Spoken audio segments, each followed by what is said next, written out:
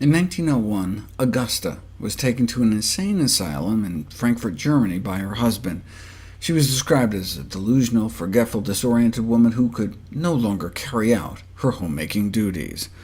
She was seen by a Dr. Alzheimer, and was to become the case that made his a household name.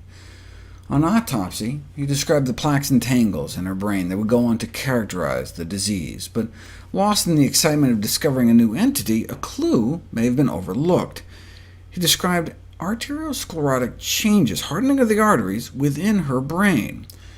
We typically think of atherosclerosis in the heart, but atherosclerosis involves virtually the entire human organism, our entire vascular tree.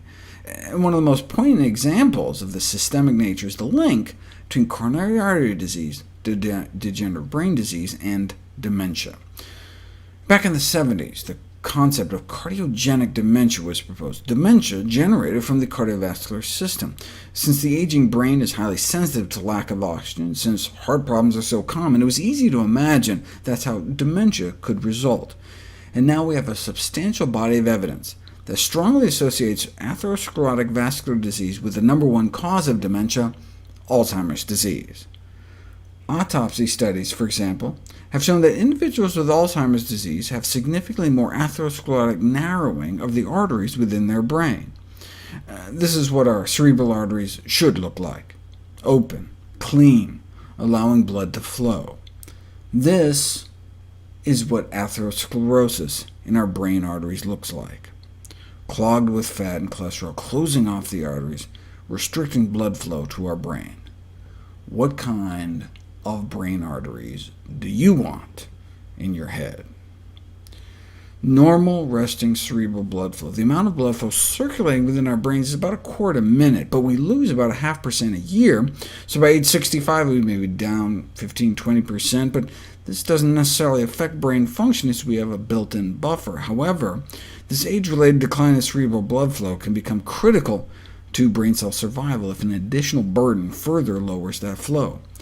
This reduction of blood flow can starve the brain of oxygen, cause silent little mini-strokes, brain atrophy, shrinkage, the cumulative effects of which appear to play a pivotal role in accelerating and augmenting the development and evolution of Alzheimer's disease.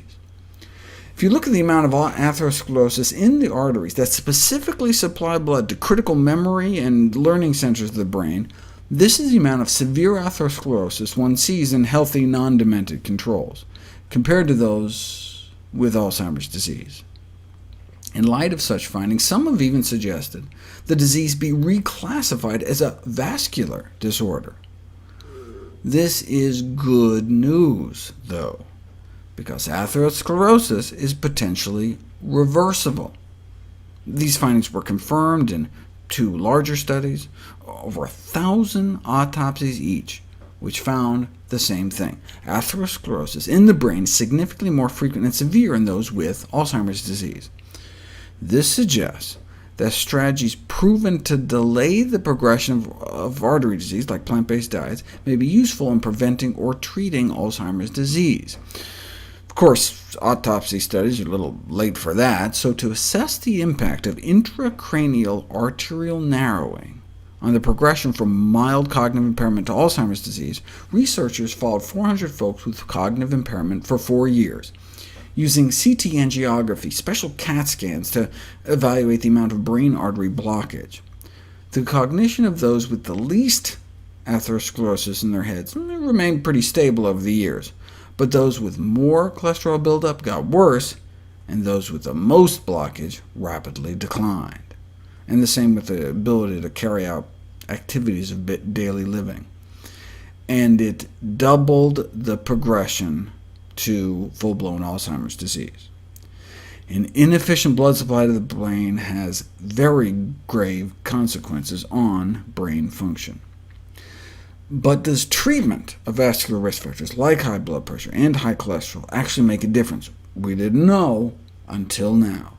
300 patients with Alzheimer's, and those with all their vascular risk factors treated showed significantly less decline, less kind of slowed progression of their disease than those who went untreated. It is said that the goal of medicine is to provide patients with hope, and when there is no hope, with with understanding? Well, for the first time in the history of this disorder, we have the chance to provide Alzheimer's patients with hope.